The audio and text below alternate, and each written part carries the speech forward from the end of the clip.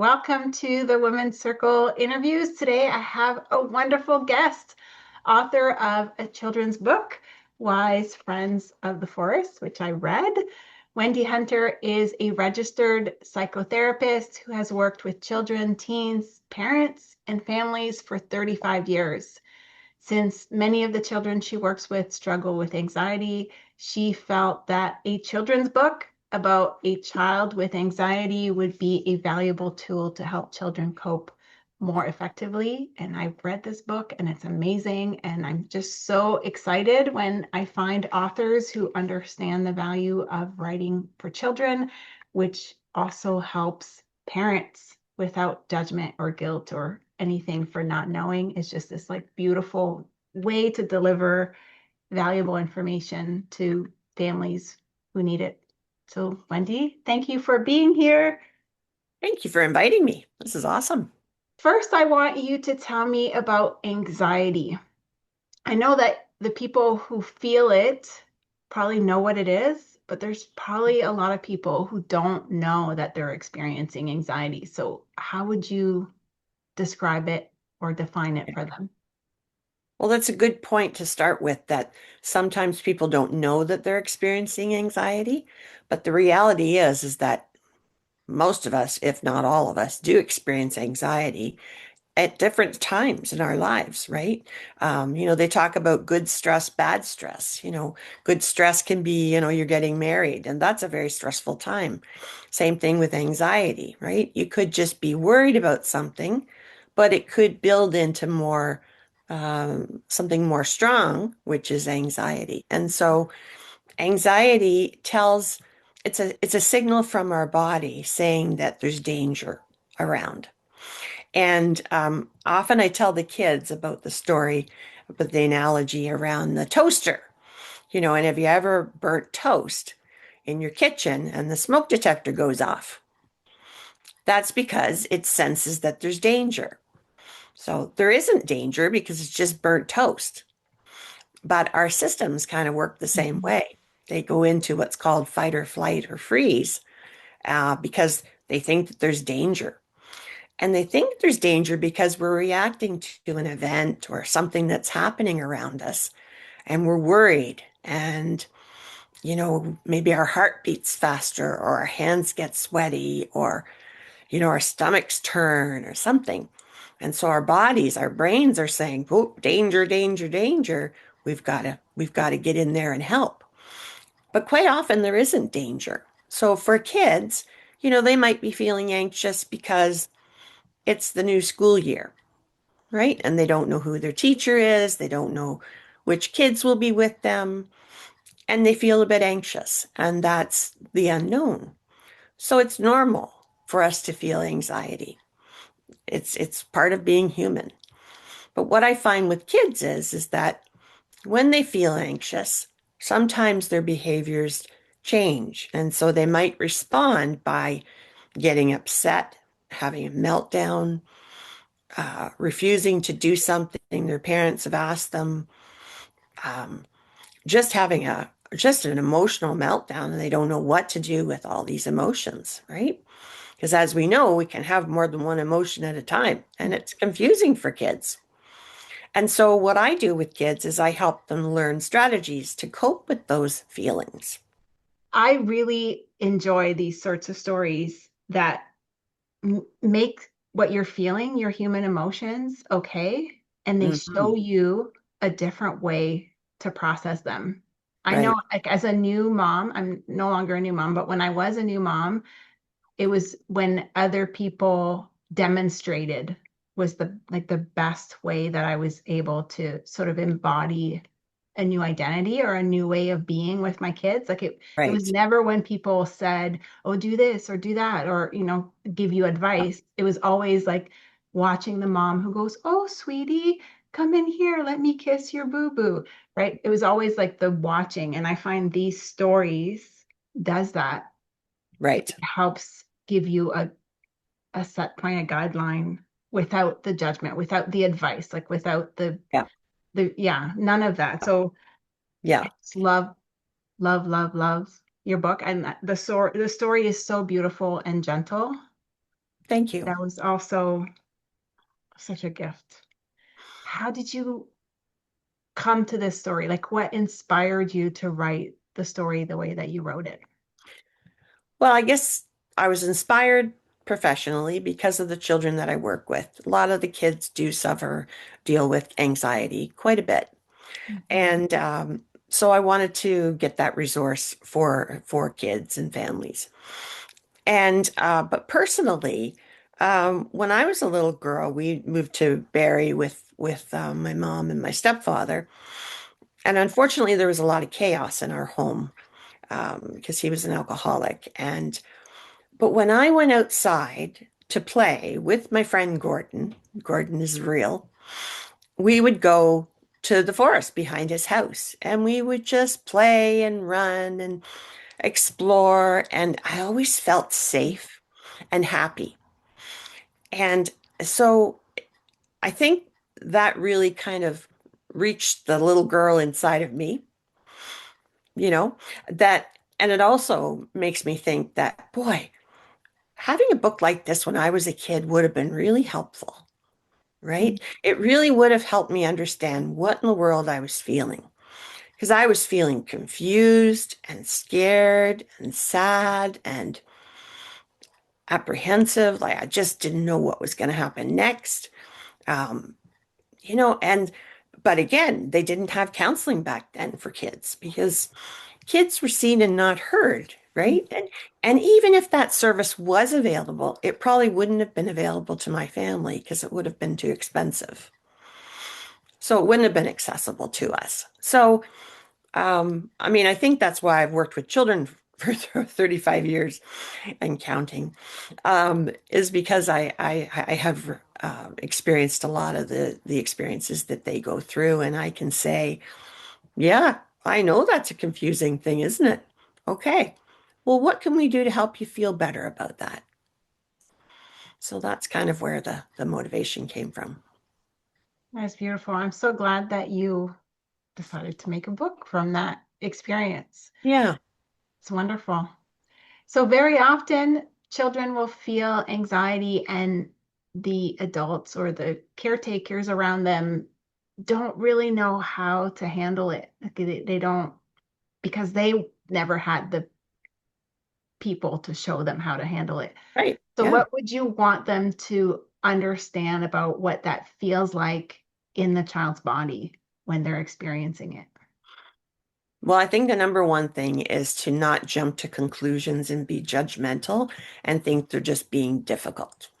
Mm, Like, yes. you don't want to do this. Why are you being difficult? You don't want to go with us to, skiing. Why? Why are you being so difficult? Because quite often behind that behavior is some kind of a fear or an apprehension. And sometimes parents jump to the conclusion and just think they're being difficult. And that's not the case quite often, right? It's the fact that the child doesn't have the words to say, I really don't want to go skiing because I'm afraid of that chair that we have Mhm. to go up in.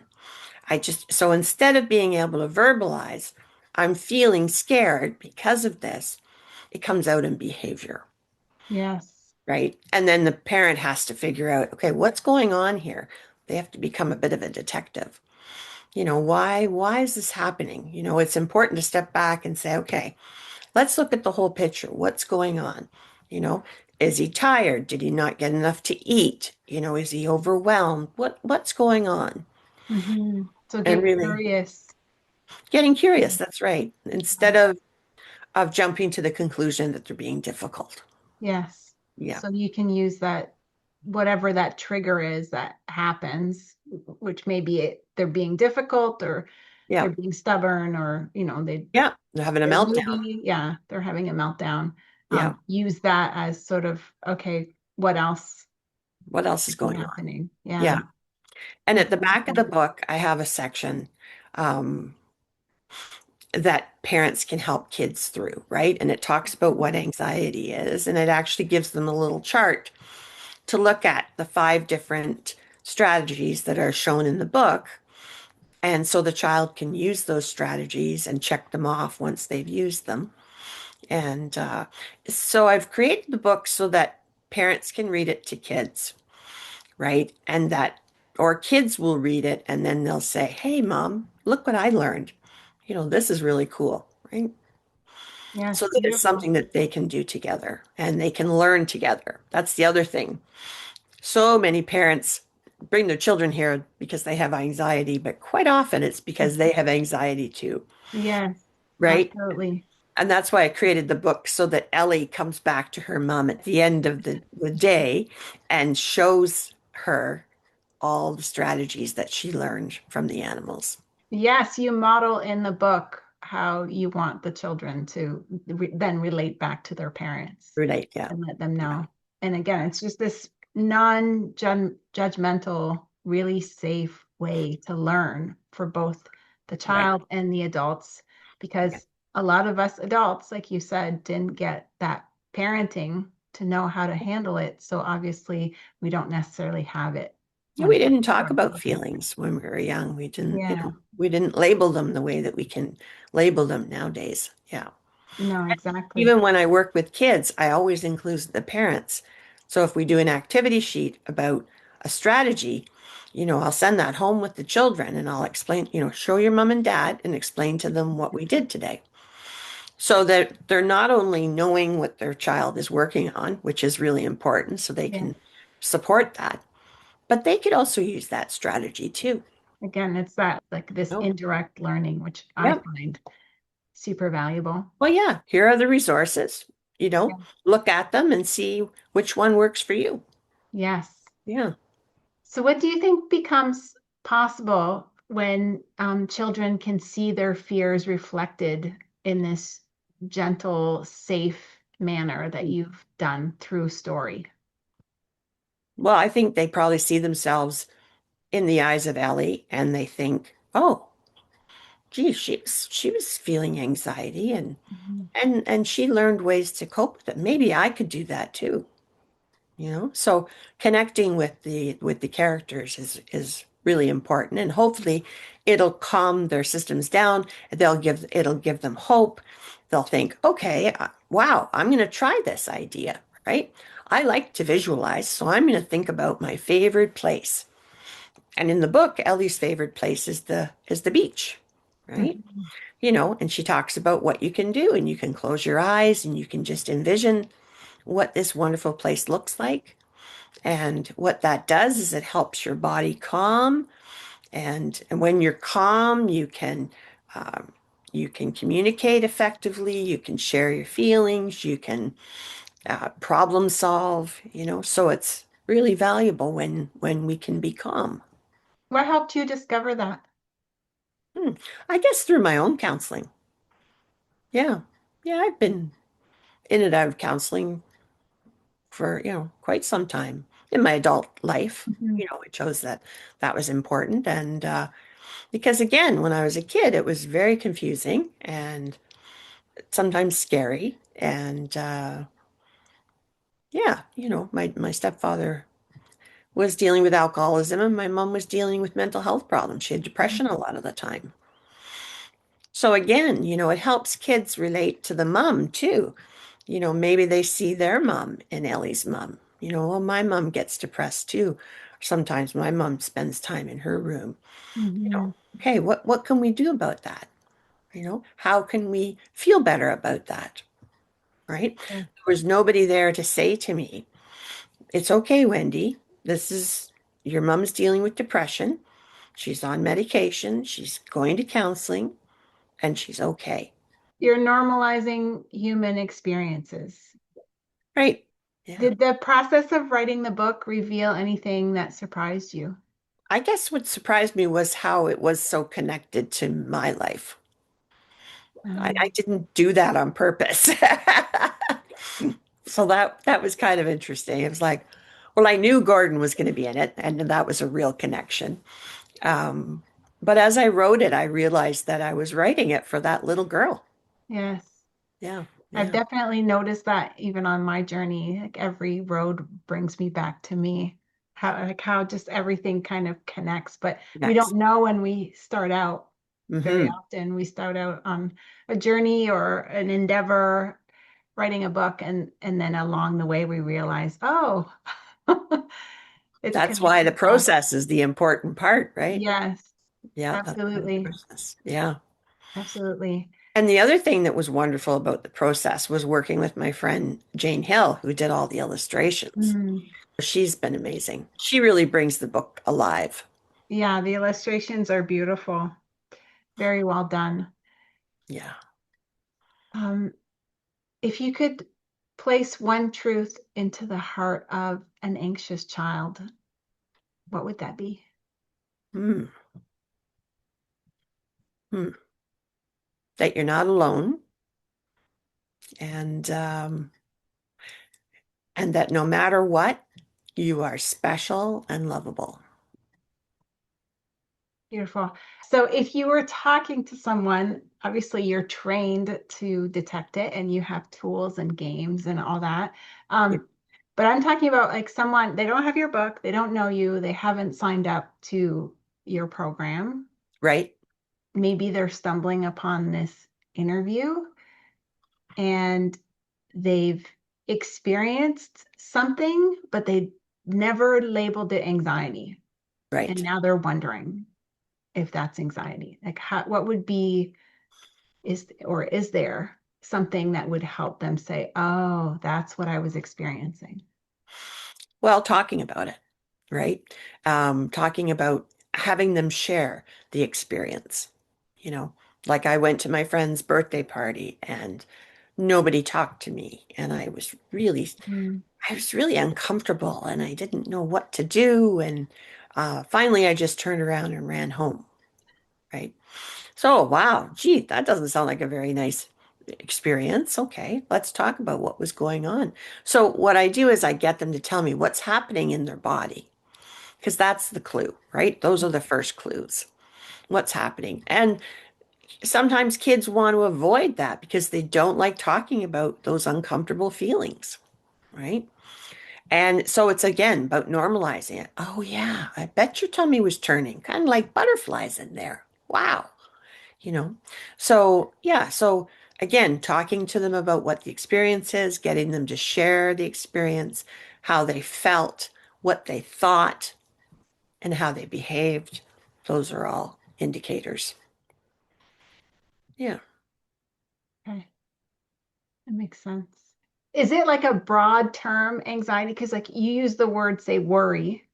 Is Mhm. worry always a form of anxiety, or is there worry that isn't anxiety? As an example.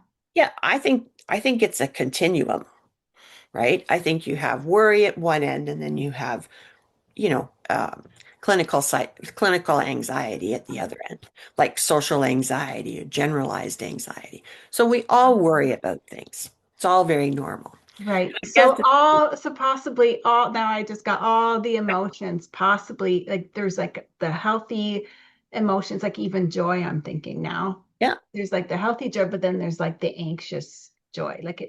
yeah, There's like just because you said the continuum that put in my head, oh, okay. So yeah, you can experience a wide range of emotion. It doesn't have to be worry or fear. yeah. But if you're, it's like even joy kind of starts to feel uncomfortable when you're going towards the anxious. Yeah. Again, if you think of when you get married, right? I mean, you're worried about things. You want to make sure everything's coming together. And sometimes you're anxious about it because, the DJ cancels on you a week before. That Mhm. would cause anybody anxiety, right? Yes, Yeah. So, yeah. So it is important to remember that it is a normal um, experience for us, but sometimes we can get stuck, right, right? Sometimes we can get stuck and we can get so scared that we panic and we freeze. right. So that's where counseling helps because it helps you identify where are you stuck? What are you saying to yourself? Let's figure it out and let's figure out a strategy that will help you cope with that so that you can get to the point where you're coping effectively. So perfectly normal to go through all of your emotions. Yeah. It's when you're starting to feel stuck or trapped in one Yeah. that And you're you feeling want to move them fearful. back out. Right. Yeah. Yeah. Makes that So makes I always like so to much turn, more sense. Yeah, I like the term knowledge is power. Yes. It makes so much more sense. Thank you so much for explaining it like that. Because I hear and I talk to other women who use the word like, they feel really anxious. Yes. And I've never been able to fully define it before. Like I get like I can see and I get what they're going through, but now like this range, the continuum, it lit a light bulb in Oh, my that's good. head. Yeah. Yes, because now, okay, I completely understand it because Yeah. there are times when things seem to be like happy, positive, and then they get Yeah. snapped into Yeah. this sort of, yeah, fear Yeah. or anxiety, which, Yeah. anyway, it made it was hard for me to pinpoint before, and now it just, Uh, it clicked. it It's the clicked. same, Yes, kids have test anxiety. I still remember going into my math classes and having tests and thinking and panicking yes, and not having the tools to deal with that, right? yeah, Now when kids say to me, "Oh, my math test is coming up and I think I'm going to bomb." Okay, let's talk about that. yes. And one of the techniques I use is called self-talk. So, and we all do this. We have positive self-talk, Mhm. we have negative self-talk. So, when you're going into a test, what I'll tell the kids is, what can you say that's positive? Um, I guess I studied. Excellent. You studied. Excellent. All right. What's something negative that you could say? I'm going to fail this test and I'm a loser. That's right. You could say that. That's right. But when you say something positive, it actually moves you forward. It actually helps. Because when you say something positive, it actually tells your brain, okay, I can calm down, right? That's why deep breathing is so valuable because it tells your brain that you're safe, right? And so, again, when I was a kid, if I could have said that to myself and did some deep breathing, I think I would have done a lot better on those tests, right? But in fact, what happened is I went into a panic, right? And so your system is alert and hijacked and you can't focus and you can't concentrate. So I teach kids how to say positive things to themselves. So things like, I did my best. I studied really well. I'm going to do my best and I'm going to take some deep breaths when I start to feel upset. So it empowers them. Those strategies empower them. It makes them feel like they have some control over the situation. Because Yes. when we're in a real anxiety attack or a panic attack, we don't feel like we have any control, right? Hmm. Right. So it gives the kids the tools and it tells them that it's okay that you're feeling stressed or anxious about this test, but you're going to do the best job you can, right? And it helps them stay calm so then they can walk in and do the test. I am a huge advocate of positive thinking, but I come across people who aren't like they think, oh, that's just positive thinking and roll their eyes. Right. What would you want them to know? That it's powerful, that positive thinking can keep you out of a hole. When you're negative about yourself or others, you're digging yourself a hole. And if you're inside of a hole, it's hard to get out. It's not productive.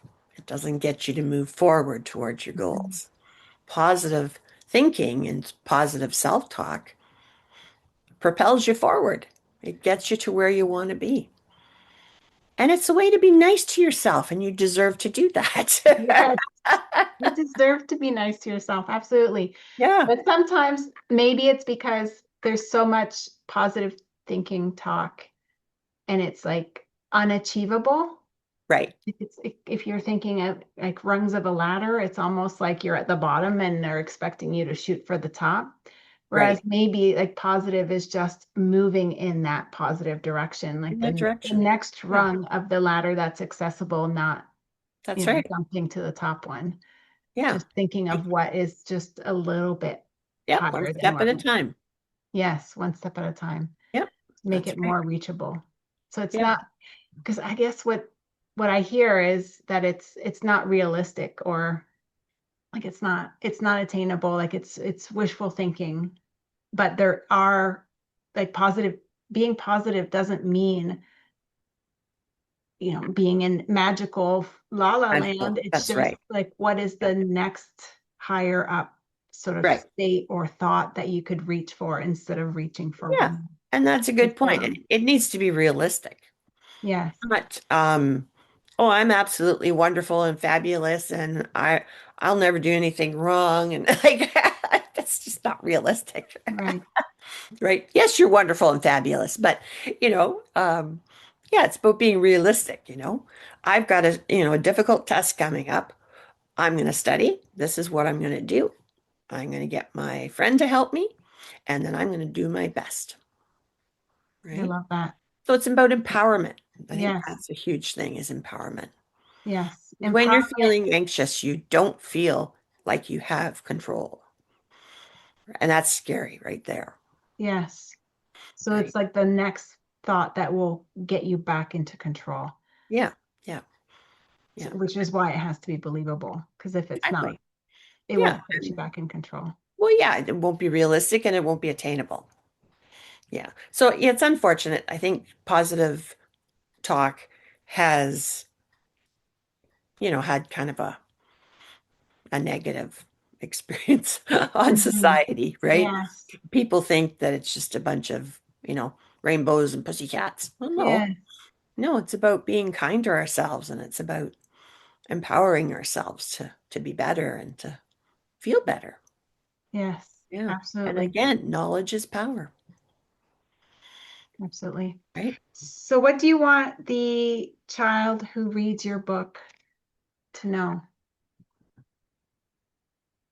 That they're okay and that they're normal and that there are ways to deal with their feelings in a positive way. Amazing. Thank you so much, Wendy, for being here. My I'm going pleasure. to put a link to your book in the description, Okay. and I hope people find it and read it with their parents, with their friends, because it's such a great way, again, to understand yourself and not be judgmental of yourself and just Yeah. learn to inhabit this human body Yeah. because it is beautiful, the wide range of emotions that we get to feel. It's just when we get stuck in them that it We just need a becomes, little bit of help. yes. Yeah. So thank you. My pleasure. Thank you.